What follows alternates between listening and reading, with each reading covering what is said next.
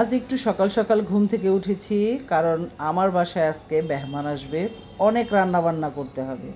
আসসালামু আলাইকুম, সবাই কেমন আছেন? নিশ্চয়ই ভালো আছেন। সকালে ঘুম থেকে উঠেই আমি ফিরনি বসিয়ে দিয়েছি। দুধটা একটু ফুটে উঠতেই দিয়ে দিলাম একটু পোলার চাল। আগেই ধুয়ে রেখেছিলাম, চালটা দিয়ে একদম নন স্টপ নাড়াচাড়া করছি। এই চালটা যদি একটু নাড়া বন্ধ করি তাহলে কিন্তু জমাট বেঁধে যাবে। এর জন্য সারাক্ষণই নাড়তে হবে। ফিরনি বসিয়ে কোনো কাজ করা যাবে না, শুধু এটাই আস্তে আস্তে নাড়তে হবে। তো এই ফিরনিটা কিন্তু অনেক তাড়াতাড়ি হয়ে যায় রান্না। আর এই যে ফিরনি নাড়ছিলাম, আর সকালে একটা ডিম খেয়ে নিয়েছিলাম। বাইরের আবহাওয়াটা বেশ ঠান্ডা, একটু গুড়ি গুড়ি বৃষ্টি হয়েছে, আর আবহাওয়াটা ভালোই লাগছে। অত বেশি গরম পড়বে না ভেবে রান্না করতেছি। এই যে চালটা প্রায় সিদ্ধ হয়ে এসেছে, দুধটাও ঘন হয়ে এসেছে। এখন দিয়ে দিব চিনি। আমি পরিমাণ মতো অল্প চিনি দিব, বেশি চিনি দিব না। এই যে অল্পই দিলাম, হালকা মিষ্টি দিয়ে এই ফিরনিটা আমি রান্না করব। চিনিটা আরও কম দিয়েছি কারণ আমি এই নামানোর পরে একটু গুড় দিব। গুড় দিলে গুড়ের যে একটা ফ্লেভার আসে খেজুরের গুড়ের, সেই ফ্লেভারটা আমার কাছে অনেক ভালো লাগে। আর দেখতেও খুবই কালারটা সুন্দর হয়, খেতে ভারী মজার হয়। এই যে দুধটা আমার একদম কমপ্লিট। আমি চুলাটা এখন অফ করে দিয়েছি।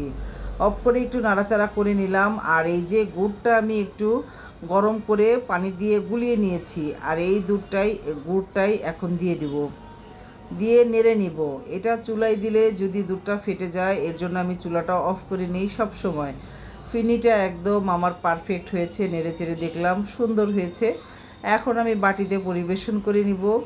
আর এই চুলাতে আমি গরুর মাংসটা আগে বসিয়ে দেব, কারণ ওই গরুর মাংসটা হতেও অনেক সময় লাগে। যাতে ফিরনিটাও হয়ে যায়, সাথে গরুর মাংস, আরেক পাশে খাসির মাংস, সবই বসিয়ে দেব। বাটিতে আমি বেড়ে নিচ্ছি ফিরনিগুলো। বেশি রান্না করিনি, অল্প করেই রান্না করেছি। 3টা বাটিতে আমি বেড়ে নিব প্রায় এই যে সমান করে। আর এই ছোট্ট বাটিতে অল্প একটু হয়েছে, বাস সুন্দর ঢালা শেষ। এখন অল্প একটু বাদাম দিব, কিন্তু বাদাম যে কোথায় রেখেছি কেটে ধুয়ে আমি খুঁজেই পাচ্ছি না। পরে দিব ভেবে আগে মাংসটা বসিয়ে নেই, পরে বাদাম খুঁজবো। রান্না করতে গেলে এই এক ঝামেলা, দেখা যায় এটা হারিয়ে ফেলি, ওটা কোথায় রাখি আমি ভুলে যাই। ফ্রিজে রাখার পরে একটা জিনিস যদি পলিথিনে পেঁচিয়ে রাখি তাহলে তো খুঁজে পাওয়া ভীষণ মুশকিল, কারণ বরফ জমার পর কিছুই বোঝা যায় না, সময় লাগে। এইটা ওটা খুঁজতে খুঁজতে অনেক বেশি দেরি হয়ে যায়। আর মাংসতে আমি সব রকম মশলা দিয়ে খুরচুন দিয়ে নেড়ে দিচ্ছি। হাত দিয়ে নাড়লে আমি ঝাল লাগে, ঝালে আরও